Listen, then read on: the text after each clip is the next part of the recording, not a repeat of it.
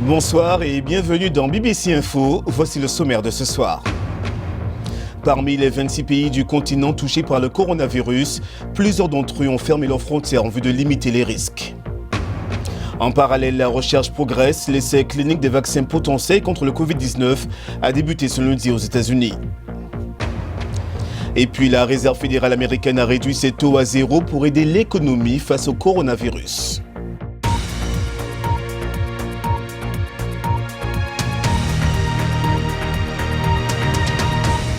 Nouveau tournant dans la pandémie du coronavirus. Pour la première fois, le nombre de cas et de décès causés par le virus sont plus élevés dans le reste du monde qu'en Chine, point de départ d'une des plus grandes crises sanitaires de notre histoire.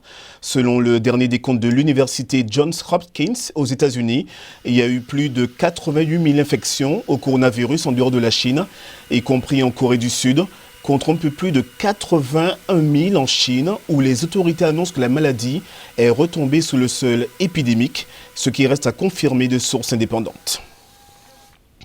Sur le continent, où le nombre de cas a plus que doublé au cours du week-end, un certain nombre d'États ont renforcé leur réponse à la pandémie en décrétant des mesures strictes. Le Kenya a ordonné la fermeture des écoles lundi et va bloquer l'entrée sous son territoire à tous les non-ressortissants sans permis de séjour en provenance de pays touchés par le coronavirus. Des mesures similaires ont été adoptées au Rwanda et en Afrique du Sud. Marina Darras. Au vu de ce qu'il se passe en Asie et en Europe, les pays africains ne veulent prendre aucun risque. L'Éthiopie a rejoint la liste croissante des pays qui ferment les écoles et interdisent les événements sportifs et les conférences. Plus de la moitié du continent est désormais touchée. Dès que le Rwanda a annoncé la confirmation de l'apparition de l'épidémie de coronavirus dans le pays, toutes les écoles ont reçu l'ordre de fermer. Les établissements publics, y compris les services religieux, les mariages et les enterrements ont été interdits et des restrictions de voyage ont été introduites. The government of Rwanda approved already a contingency plan for this disease. It comprises different steps depending the level of the outbreak. Le gouvernement du Rwanda a déjà approuvé un plan d'urgence pour cette maladie. Il comprend différentes étapes. Selon le niveau de l'épidémie, nous sommes déjà en phase 2 ou au niveau 2 de l'épidémie pour le premier cas. Donc nous ne devons pas craindre de prendre des mesures drastiques pour éviter que la maladie ne se propage dans tout le pays. Nous devrions éviter de nous réunir pour cela au moins les 2 prochaines semaines, a décidé le gouvernement du Rwanda. Nous devrions nous y conformer sans prendre le risque inutile de maintenir les gens rassemblés avec un risque élevé de contracter tous cette maladie. Le Kenya et l'Afrique du Sud ont suivi de près. Le président du Kenya, Uhuru Kenyatta, a exhorté le public à utiliser des services de paiement sans contact pour éviter l'échange de monnaie porteur de microbes. Le gouvernement suspend les voyages de toutes les personnes entrant au Kenya en provenance d'un pays où des cas de coronavirus ont été signalés. Seuls les citoyens kenyans et les étrangers disposant d'un permis de séjour valide seront autorisés à entrer dans le pays à condition qu'ils se soumettent à une autosurveillance ou se rendent dans un centre de quarantaine désigné par le gouvernement. Or to a government-designated quarantine facility. Le président sud-africain Cyril Ramaphosa a quant à lui annoncé l'état de catastrophe nationale dimanche. Les restrictions de voyage imposées aux voyageurs européens, asiatiques et américains signifient que l'économie va souffrir davantage dans ce pays qui vient juste de sombrer dans la récession. Le Burkina Faso et le Soudan ferment également leurs établissements d'enseignement, tandis que le Cameroun et le Ghana annulent les voyages à l'étranger des fonctionnaires de l'État. Le coronavirus est désormais une réalité dans une grande partie de l'Afrique et son impact commence vraiment à se faire sentir. Les experts de la santé exhortent toutefois les pays à ne pas oublier les infections les plus meurtrières du continent, telles que la tuberculose et le paludisme, même s'ils s'attachent à contrôler la propagation du nouveau virus. Et le Bénin a recensé son premier cas de coronavirus. Pendant ce temps, le milliardaire chinois Jack Ma, fondateur de l'entreprise d'e-commerce Alibaba, a annoncé sur Twitter un don de matériel médical d'urgence vers l'Afrique. Il enverra 20 000 kits de diagnostic, 100 000 masques et 1 000 combinaisons de protection à usage médical à chacun des 54 pays africains pour les aider à endiguer la propagation du coronavirus. Selon l'OMS, plus de 175 000 personnes ont été contaminées par le Covid-19. Plus de 75 000 ont été guéris et près de 7 000 ont perdu la vie. La science est sur le pied de guerre. Un vaccin développé contre le nouveau coronavirus est testé pour la première fois aujourd'hui dans l'État de Washington aux États-Unis.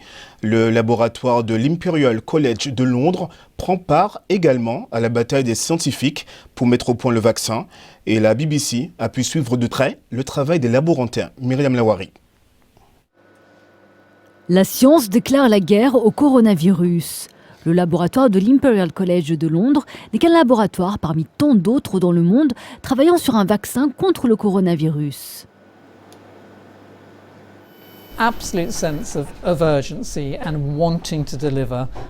Il y a un sentiment d'urgence et la volonté de relever ce défi. Et donc, tout le monde travaille aussi vite que possible. Il y a aussi un certain degré d'innovation, juste pour faire bouger les choses, vraiment beaucoup plus vite qu'avant. Les premières doses du nouveau vaccin, plusieurs centaines d'entre elles, sont conservées dans ce congélateur. Toutes doivent faire l'objet de tests sur les animaux et sur l'homme avant d'être déclarées sûres et efficaces. Et tout cela prend du temps. À plus de 10 000 km du centre de l'épidémie, ces scientifiques de nationalité américaine travaillent aussi dans l'urgence. Ils ont pu passer à l'action en quelques jours seulement après l'identification du nouveau virus. La Chine ayant mis en ligne le code génétique du coronavirus.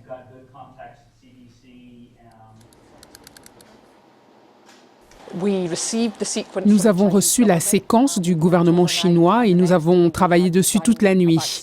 Et le lendemain, nous avions un vaccin. Nous avons immédiatement mis ce vaccin en fabrication, ce qui est en cours. Nous espérons des essais cliniques sur l'homme au début de l'été. Ce délai est absolument sans précédent dans le développement d'un vaccin. Le travail ici et dans d'autres instituts de recherche aux États-Unis et en Australie est financé par une organisation appelée CEPI. Il s'agit d'un partenariat entre les gouvernements et des organisations philanthropiques qui investissent dans le développement de nouveaux vaccins.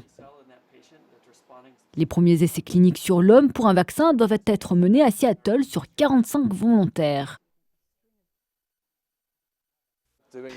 C'est un travail passionnant, mais c'est une période très dangereuse. Il s'agit d'une véritable menace virale et nous savons que ces virus ne connaissent pas les frontières. Même si le premier vaccin sera prêt dans 1 an ou 18 mois, il est important de souligner qu'il y a quelques années, il aurait fallu 20 ans pour créer et produire un vaccin en masse. La Réserve fédérale américaine et 5 autres banques centrales dans le monde ont pris des mesures concertées pour tenter d'enrayer la crise économique déclenchée par cette pandémie. Conséquence, la Fed a réduit ses taux à 0 et injecté des milliards de dollars dans le système financier. Mais à New York ou encore à Los Angeles, les bars et les restaurants vont désormais fermer. Olivier Weber. Aux 4 coins de l'Amérique, les dégâts économiques s'accumulent. Des entreprises ferment et les habitants sont priés de garder leur distance. Ce week-end, la ville de New York s'est mise à tourner au ralenti. Le monument aux attentats du 11 septembre est interdit d'accès. Les passants sont rares, les écoles publiques ont reçu l'ordre de fermer. Starbucks servait encore du café, mais uniquement à emporter.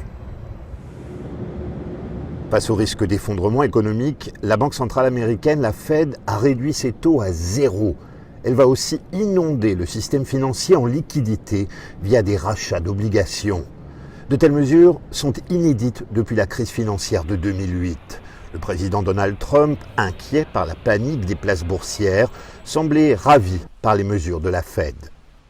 C'est une très bonne nouvelle, c'est excellent pour notre pays. On est très heureux. Dans les aéroports du pays ce week-end, le chaos. Des milliers d'Américains rentrés de l'étranger en catastrophe ont dû attendre des heures pour passer la douane. Le genre de foule justement déconseillé par les autorités sanitaires. Washington a fermé ses frontières à tous les pays européens, y compris le Royaume-Uni depuis ce lundi. Le virus a bouleversé la campagne pour les présidentielles. Les 2 candidats démocrates, Joe Biden et Bernie Sanders, ont débattu dans un studio télévisé fermé au public. En raison du coronavirus, nous devons comprendre la fragilité de l'économie et à quel point c'est injuste que si peu possèdent tant et que tant possèdent si peu. Les gens veulent des résultats, pas une révolution. Ils veulent des résultats pour leurs besoins immédiats. Et nous pouvons faire ça en réparant ce qui a été cassé et ceux qui souffrent. Dans les supermarchés, les clients en panique se ruent sur la marchandise. Le président Donald Trump appelle au calme. Relax, tout va bien, cela va passer. À New York, boîtes de nuit, cinéma, salles de spectacle et restaurants vont fermer leurs portes sur ordre du maire. Il appelle les New-Yorkais à développer une mentalité de temps de guerre. Deux grands événements sportifs à nouveau suspendus ce lundi à cause du coronavirus. Le circuit féminin de tennis, le WTA, est arrêté jusqu'au 3 mai, ce qui veut dire que les tournois de Prague, Istanbul et Stuttgart n'auront pas lieu. Une annonce qui intervient après la fermeture du circuit masculin jusqu'au 26 avril. Une annonce qui avait été faite la semaine dernière. Suspension également en football avec la Bundesliga qui devient le nouveau championnat. Annuler ses matchs, la Ligue allemande a décidé de ne plus effectuer la moindre rencontre jusqu'au 2 avril, mais a grandement laissé entendre que cette date pouvait être étendue. Hier, Paul Pogba a célébré son 27e anniversaire. Le milieu de terrain français, comme beaucoup de joueurs sur la planète, est actuellement au repos forcé suite à la pandémie de coronavirus. Et pour son anniversaire, le joueur de Manchester United a décidé de lever des fonds sur Facebook pour lutter contre le Covid-19 avec un premier objectif fixé à 30 000 €, des fonds qui seront destinés aux enfants touchés par la pandémie. Pogba a aussi indiqué qu'il doublera le montant si les dons venaient à dépasser les 30 000 €.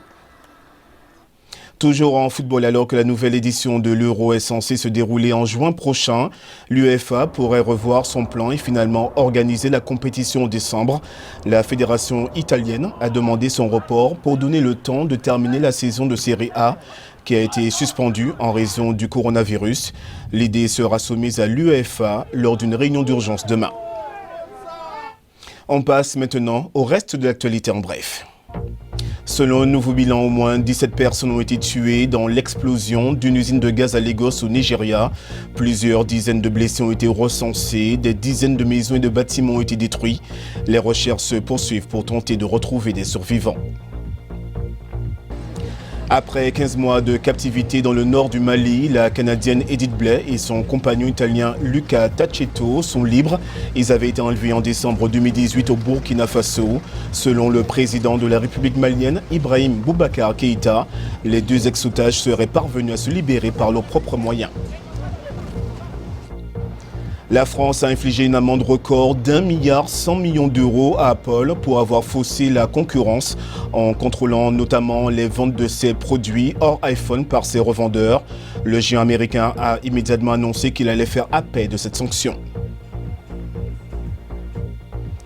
Et puis un Japonais a été reconnu coupable d'avoir massacré à l'arme blanche 19 handicapés mentaux en 2016, l'une des pires tueries de l'histoire du pays. Satoshi Umachu avait reconnu les meurtres. Le trentenaire avait confié qu'il considérait que les personnes handicapées mentales n'avaient pas le droit de vivre. Et enfin, ce ne sont pas seulement les gouvernements qui encouragent la population à rester confinée. Regardez cet extrait d'une vidéo qui est devenue virale sur les réseaux sociaux. Oh yes, that's yummy. I ate with the whiskey and there's Lulu. La star hollywoodienne et ancien gouverneur de Californie, Arnold Schwarzenegger, qui a maintenant 72 ans, a filmé son propre message de sécurité dans sa cuisine aux côtés de ses ânes Whisky et Loulou. Il a demandé à ses fans de rester à la maison et d'écouter les consignes des experts. Voilà, et c'est la fin de ce journal. Merci de votre fidélité, surtout comme Terminator. Respectez bien les consignes pour éviter la propagation du Covid-19.